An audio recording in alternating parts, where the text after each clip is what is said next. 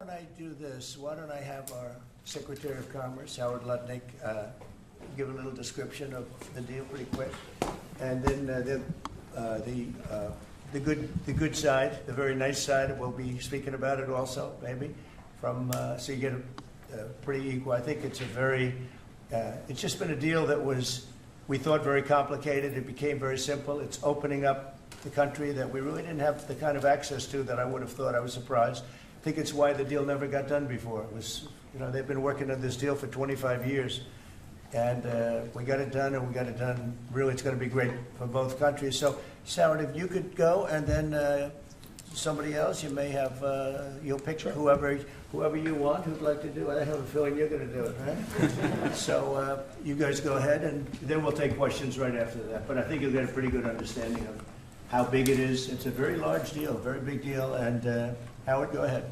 So the UK is the 6th largest economy in the world and the 4th largest that we export to, right? So it's a huge market, a top 10 market.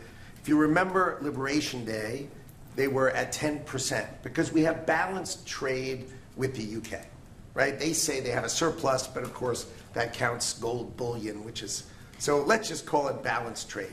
So how do you open up a market in balanced trade? People think it's impossible. They've always thought it was impossible until President Trump came on the scene and changed the way things work. So here's what we've got.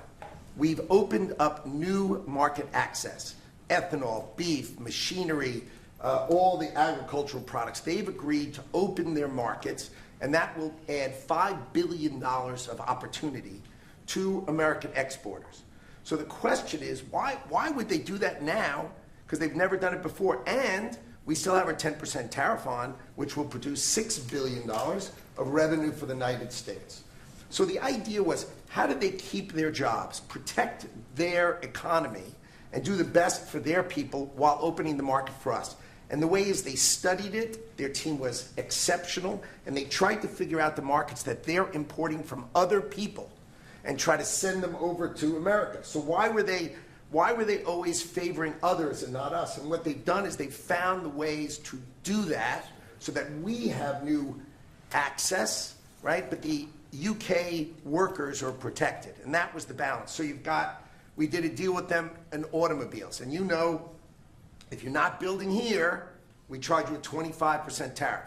But the president, and by the way, I want to make this clear, while Jameson and I worked hard, this was the president's deal, and people think, oh, that's not the way it works. If you got to sit next to him, I have the best deal maker to my left, and if you don't think that we take advantage of him calling the prime minister and getting that deal done, you don't understand who's the president of the United States. So he's the closer. He gets deals done that we could never get done because he understands business, he understands deals, and that's why we're here today. So he agreed they could send 100,000 cars into America and only pay a 10% tariff. And that protects their car industry. And remember, we do 16 million cars a year. So this is only like 0.6%. But for the UK auto people, this is tens of thousands of jobs that the president agreed that he would protect for them. So he made that deal, right? Then steel and aluminum. Right? Their steel business has been destroyed like everybody else has been destroyed by people dumping steel into their markets. And British Steel had announced it was closing down.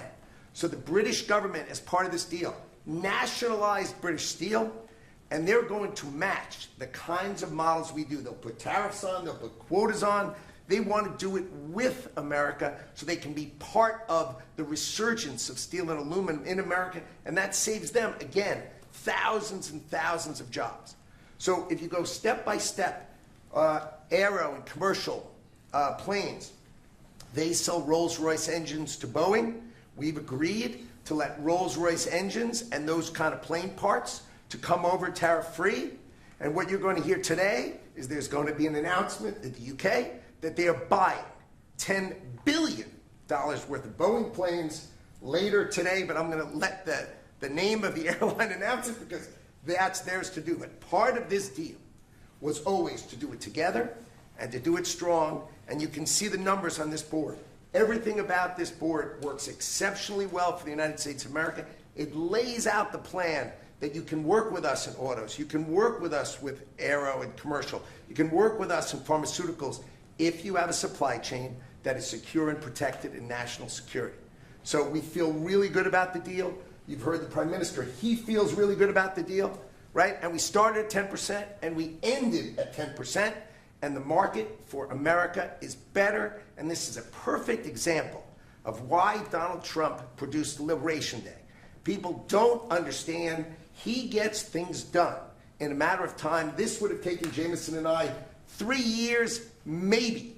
And instead, we got it done in 45 days, certainly, because we work for Donald Trump. So, Jameson, my partner in all this, maybe Jameson, you'd like to talk a little, and then we'll turn it over to the UK.